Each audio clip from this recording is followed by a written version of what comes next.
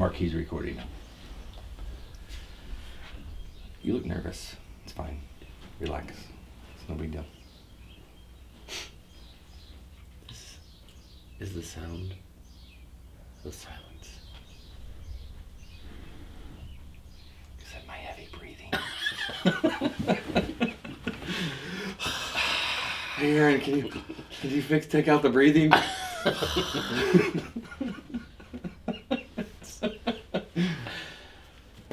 Hi, and welcome to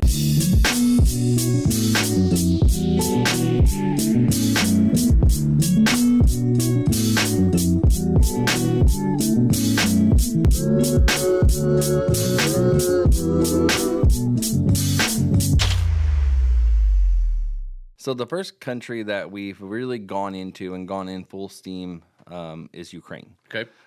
So this year we sent about 2,700 units, Okay. 2,650, something like that, units over there of 5 different varieties. And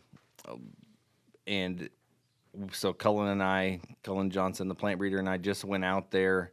We were supposed to be out there to help them with planting. We were supposed to be out there to make sure they were, because we sent 11 different varieties as well. Yes, and so you weren't out there helping them plant just like they, because they know how to normally plant. Right. You're talking about they were planting observation and research plots. Correct. Yeah. Correct. We wanted to make sure that was, because we thought it was going to be a new experience for them, and so it was important that we make sure that stuff gets in right, because you have, you're talking thousands of dollars and a lot of Cullen's time put into these small amounts of seed, so we want to make sure it gets done correctly.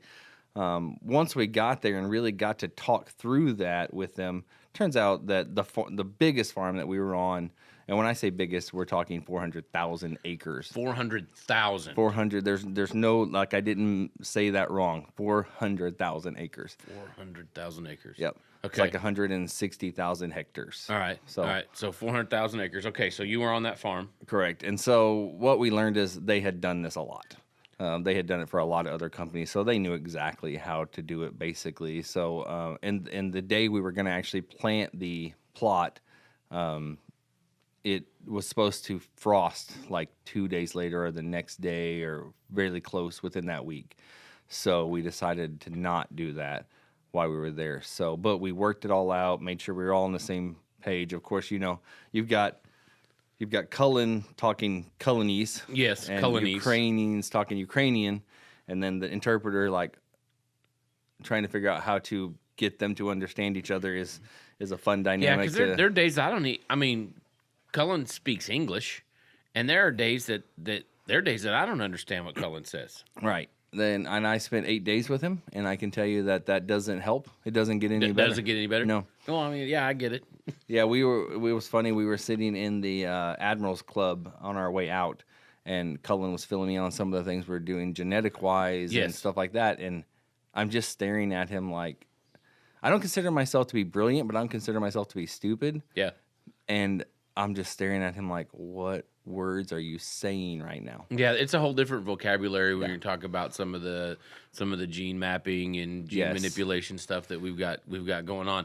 And so I've been involved with that, and I have to take Cullen with me to be my interpreter, because right. Like, Cullen, speak to me like I'm a kindergartner. Wait, no, how about pre-K? Let's take it down another level. So exactly. But Cullen, we only had like one little time, and anyone who out there who knows Cullen will find this funny. But I mean, I could see the stress all over his face. Now, he was calm as far as the outside, but if you know Cullen well enough, you can see it building. Yes, right. Yes. It's just like, he's going to lose it in just a little bit, and they're not going to understand any of it. Right. But he stayed calm and remained, kind of in the situation, and it all worked out. It's going to work out great. I think they're supposed to put it in the ground like next week. I just checked on it yesterday, so it's going really well. We did get to go on. I think I totaled it up. I think we were on about 700,000 acres there, 750 or something like that, as far as farms represented. So these farms, they're big farms. Yes. Okay. There's two things that I want to make sure that I understand. First of all, you talked about that it's going to frost there, right? So when we think about Ukraine, latitude, longitude wise, what would be the North American equivalent? So you're thinking like central Minnesota. Okay. Yeah, kind of that. Well, I guess I don't know if it's central. It'd be like basically where what's the big? We have a huge plot up there in Greenwald Elevator. So that kind of that's central. Okay, central. so that central Minnesota area basically was very very similar. Very similar to that. Yep. So North Dakota. Yep. Okay. Yeah. So that's kind of the so what relative maturity, and I assume they still call it relative maturity corn over there. They don't. Okay. It's FAOs. FAO. FAOs. Okay. So what relative maturity for that we would speak that language? What relative maturity are they planning? So here's the thing: is that we were in 3 different regions. I mean, when we think of Ukraine, we think of being small, but it's pretty large. But the longest region would be Poltava, which was I think they plant they get a little longer there, 108 to 110. But for the most part, the biggest part of the country that we were in for planting was that 90 to 95 day. Okay. So like a 250, 300 FAO. Okay, so what does FAO stand for? No idea. None whatsoever? I have no idea what it stands for. You haven't asked this question? No. You haven't asked anybody to explain this? Mm-mm. You don't know the conversion from... Yeah, I have a chart that I put it in, and it says, 300 FAOs equals X amount of maturity date, or vice versa. So is It's just a relation to heat units, is all I know. Okay, and is it just in Ukraine, or is that Eastern Europe? Yeah. Oh, okay. Yep. So it's a European thing. Yep.